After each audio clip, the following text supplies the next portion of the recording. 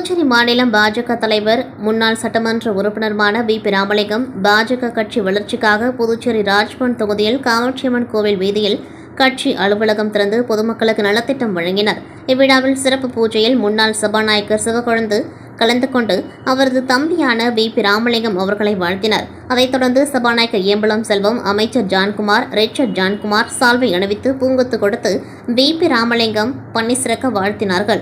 அதேபோல் MP செல்வகணபதி, அமைச்சர் நமச்சிவாயம், முன்னாள் MLA அசோக் பாபு, சமூக சேவகர் முகமது யூனஸ், தீபாய்ந்தன் MLA, செல்வம் MLA, முன்னாள் MLA வெங்கடேசன், பாஜக பொதுச் செயலாளர் மோகன்குமார், சாய் சரவணன் MLA, பாஜக பிரமுகரும் தொழிலதிபருமான ரவி, பாஜக பிரமுகர் ஸ்ரீனிவாச பெருமாள், நடராஜன் மற்றும் மகளிர் அணியினர், பாஜக கிளை தலைவர்கள், நிர்வாகிகள் திரளாக கலந்து கொண்டு சால்வை அணிவித்து பூங்கொத்து கொடுத்து வாழ்த்து தெரிவித்தார்கள். அலுவலக திறப்பு விழாவை முன்னிட்டு ஈஸ்வரன் கோவிலில் சிறப்பு பூஜை செய்து ஊர்வலமாக காமாட்சியம்மன் தெருவில் உள்ள கட்சி அலுவலகத்திற்கு மேலத்தாளங்களுடன் வருகை புரிந்தார்கள்.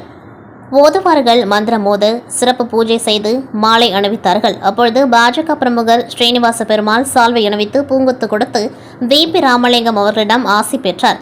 ராஜ்பவன் தொகுதி மக்கள் நலன் கருதி தரைத்தளமாக பார்த்து கட்சி அலுவலகம் திறந்து மக்கள் பயன்பாட்டிற்கு கொண்டு வந்துள்ளது பாஜக மாநில தலைவர் பி ராமலிங்கத்தை மூத்த பாஜக தலைவர்கள் பாராட்டினார்கள்.